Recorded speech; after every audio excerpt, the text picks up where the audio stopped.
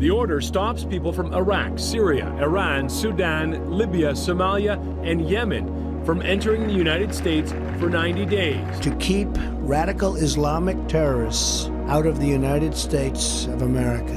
We don't want them here. Immigrants and refugees are an enormous blessing. We're creating a whole society of really honorable, decent, family-loving people that are in violation of the law, and secondly, we're exacerbating relations with Mexico. These are good people, strong people. Part of my family is a Mexican. In Springfield, they're eating the dogs, the people that came in. They're eating the cats. They're eating the pets of the people that live there. I just want to clarify here, you bring up Springfield, Ohio, and ABC News did reach out to the city manager there. He told us there have been no credible reports of specific claims of pets being harmed, injured, or abused by individuals within the immigrant community. We're going to do whatever is necessary to build the border wall to stop this ongoing crisis of illegal immigration. Rather than making them or talking about putting up a fence, why don't we work out some recognition of our mutual problems, make it possible for them to come here legally with a work permit,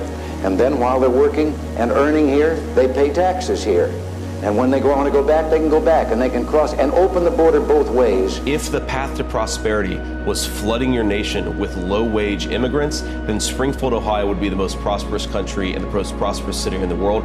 America would be the most prosperous country in the world. Immigrants and refugees are one of the only reasons why economically, demographically, and socially the United States even is in any way as prosperous or accomplished, but that the United States is as wealthy as it is because of immigrants. And if we didn't have them, we would be in big trouble. They had grown up here in the United States, were as American as Malia or Sasha were. They loved this country deeply, and yet, because of a piece of paper, their lives were extraordinarily vulnerable.